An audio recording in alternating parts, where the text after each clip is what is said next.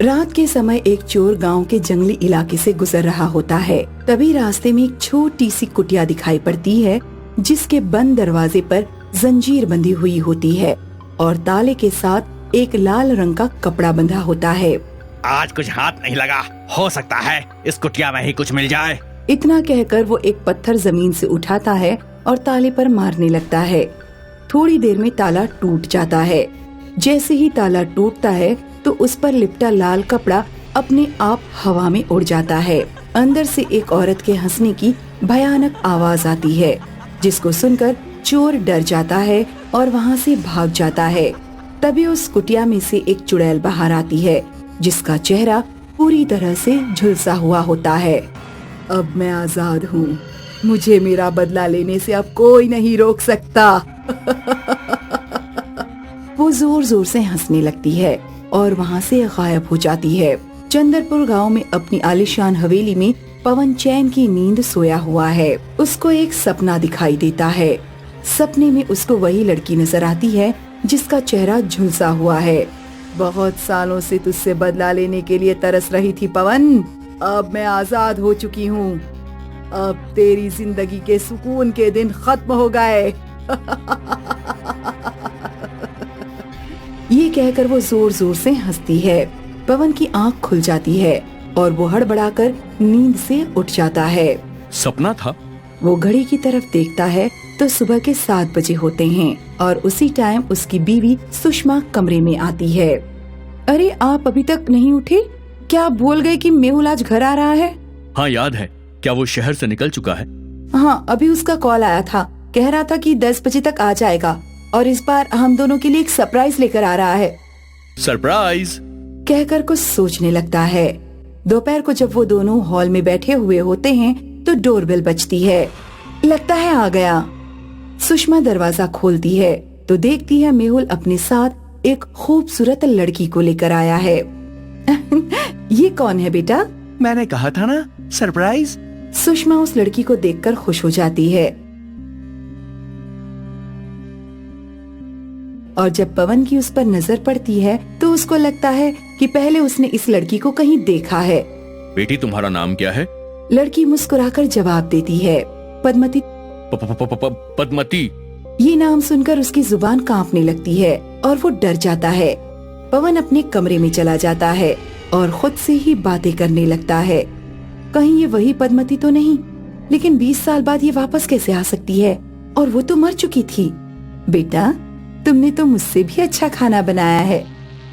शुक्रिया मम्मी जी, लेकिन मुझको लगता है कि डैडी को कुछ पसंद नहीं आया। सुषमा को पद्मती बहुत अच्छी लगती है और वो उसको पसंद भी करने लगती है। रात का डिनर पद्मती बनाती है। पवन पद्मती की तरफ देखता है। पद्मती उसकी तरफ एक प्याला सरकाती है। डैडी जी, आप ये सूप लीजिए, ये आपको जरूर पसंद आएगा। उसके कहने पर पवन जैसे ही सूप को चम्मच में लेकर मुंह में डालता है तो उसका मुंह जलने लगता है।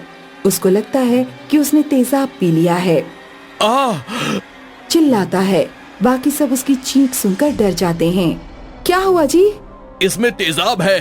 कहते हुए वो सूप फेंक देता है और जब सूप जमीन पर गिरता है तो वो सच में सूप ही होता है। पद्मती ये देखकर गुस्से होने का नाटक करके वहाँ से चली जाती है और साइड में जाकर भयंकर आवाज में हंसने लगती है। पवन कुर्सी से खड़ा हो जाता है। डैडी, क्या हुआ आपको? आपने उसको नाराज कर दिया। वो भी अपने कमरे में चला जाता है। रात को तकरीबन 2 बजे पवन को किसी के हंसने की आवाज सुनाई देती है और उसकी आंख खुलती है। वो देखता है कि पद्मती उसी अवतार में खड़ी है जैसी वो 20 साल पहले दिखती थी। उसका चेहरा जला हुआ है और वो भयानक दिख रही है। पवन डर के मारे जोरों से चिल्लाता है, जिसकी वजह से उसके बराबर में बैठी सुषमा भी हड़बड़ाकर जाग जाती है। पद्मती गायब हो जाती है। क्या हुआ जी? आप इतना डरे हुए क्यों लग रहे हो? पद्मती नहीं, वो एक आत्मा है, एक डायन। वो हम सबको मार देगी।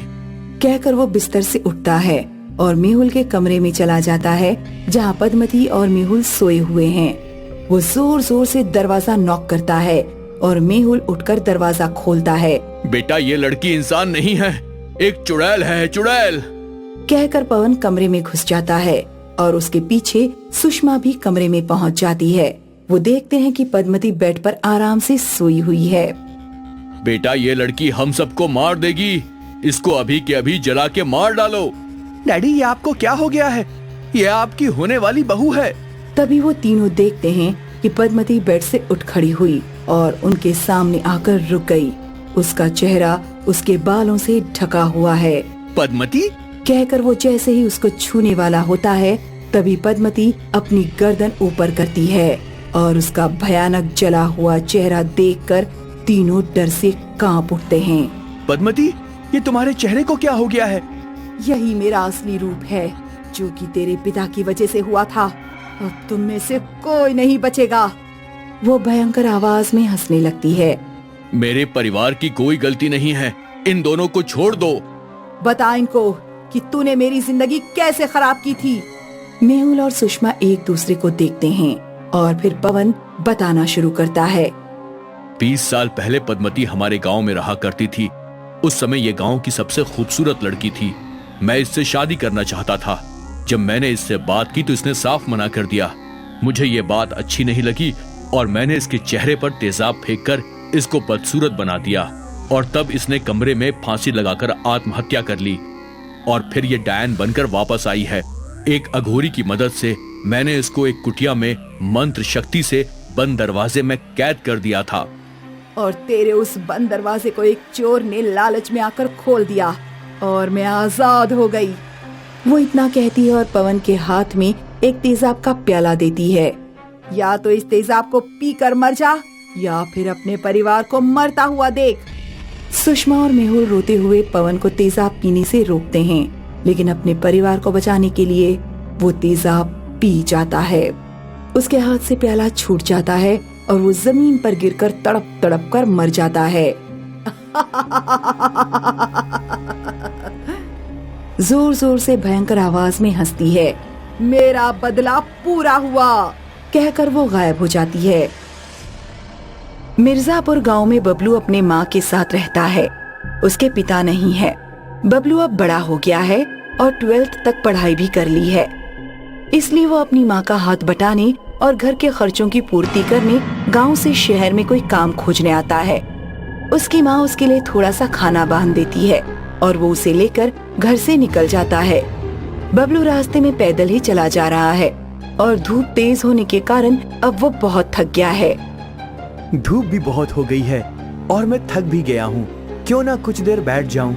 लेकिन अगर ज्यादा समय रुका तो शहर पहुँचने में रात हो जाएगी।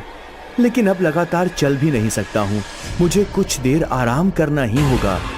बबलू रास्ते में एक पेड़ के नीचे बैठ जाता है और कुछ मिनट बाद ही वो सो जाता है। बबलू बहुत थका हुआ होता है, इसलिए उसको वक्त का पता नहीं चलता और उसको सोते हुए टाइम ज्यादा हो जाता है। तभी वहाँ एक छोटी लड़की रोते हुए आती है। क्या हुआ छोटी बच्ची, तुम क्यों रो रही हो? और यहाँ जंगल में क्या करने आई हो? भैया, मैं अपने घर का रास्ता भटक गई हूँ। मुझे बहुत भूख लगी है। हाँ, खाना तो मैं तुमको दे दूंगा, लेकिन तुम इतनी दोपहर को इस जंगल में क्यों घूम रही हो? भैया, मैंने आपको बताया कि मैं रास्ता भटक गई हूँ। भोजन की तलाश में घर से निकली थी। मैं तुमको खाना देता हूँ, पहले तुम अपना पेट भरो, हम बाद में बात करेंगे। बबलू छोटी बच्ची को खाना देता है और वो पेट भर खाना खाती है।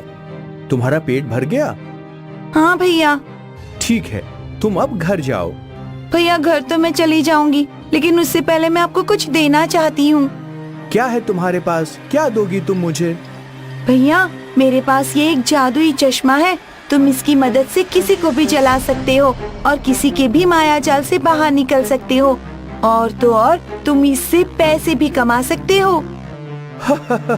अच्छा, तुम्हें मैं ही मिला हूँ पागल बनाने के लिए?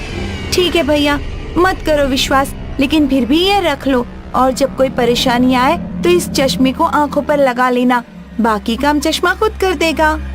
वैसे तो मैं इस पर विश्वास नहीं करता, लेकिन तुम इतने प्यार से मुझे चश्मा दे रही हो तो मैं इसे गिफ्ट समझकर रख लेता हूँ। लड़की इतना कहकर गायब हो जाती है और बबलू को समझ नहीं आता कि वो कहाँ गई और कौन थी। ये कौन थी और अब अचानक कहाँ चली गई? मुझे यहाँ से तुरंत निकलना होगा। बबलू वहाँ से तुरंत निकलता है। बबलू शहर की ओर बढ़ रहा है। तभी कच्चे रास्ते में एक गड्ढा है और उसका पैर उस गड्ढे में गिर जाता है और वो जमीन के नीचे एक सुरंग से होते हुए गुफा में पहुँच जाता है। कौन है यहाँ और मुझे यहाँ क्यों लाए हो? सामने आओ, कौन है यहाँ? तभी एक चुड़ैल सामने से हंसती हुई आती है। बबलू उसे देखकर बहुत डर जाता है। डरो नहीं, मेरा नाम बड़की है और मैं एक जादुई चुड़ैल हूँ और ये मेरी जादुई दुनिया है। मुझे छोड़ दो मुझे जाने दो। ना बाबू ना, हमारी इस दुनिया का एक नियम है कि जब तक हम उसका सारा खून ना पी ले और उसकी आंखें ना निकाल लें तब तक नहीं जाने देते। क्या मुसीबत है? जाने दो, मेरे घर पर मेरी माँ अकेली है, मैं उनका इकलौता बेटा हूँ, मुझे जाने दो।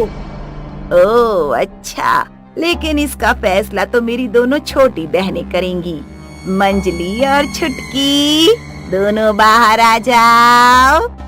दो बहनें भी हैं अभी? हाँ, तुम खुद ही देख लो। तभी दो और चुड़ैल हंसते हुए बाहर आ जाती हैं। अब तैयार हो जाओ, हम तुम्हारी आंखें निकालेंगे और सारा खून पी जाएंगे। वहाँ का माहौल बहुत खराब हो जाता है। चारों तरफ डरावनी आवाजें आ रही हैं और बबलू बहुत बुरी तरह कांप रहा है। तभी बबलू को एक बात याद आ जाती है। मैं कहाँ फंस गया? हाँ, उस छोटी लड़की ने जो चश्मा दिया था, मैं उसे लगा कर देखता हूँ। बबलू बिना देरी किए जल्दी से चश्मा लगा लेता है और उस चश्मे को लगाने के बाद चमत्कार ही हो जाता है। चुड़ैलों की जादुई दुनिया हिल जाती है और चुड़ैल अब डरने लगती हैं। ए मायावी लड़के, मैं तुमको नहीं छोड़ूंगी, तुम जानते नहीं मैं कितनी खतरनाक हूँ। बबलू मुस्कुराता है। मायावी लड़के, तुम हमको हल्के में ले रहे हो शायद, लेकिन तुम जानते नहीं कि मैं तुम्हें एक बार में ही निगल सकती हूँ। हाँ तो निकलो ना, मैं तो कब से इंतजार कर रहा हूँ। तुम ऐसे नहीं मानोगे, तुमको सबक सिखाना ही पड़ेगा।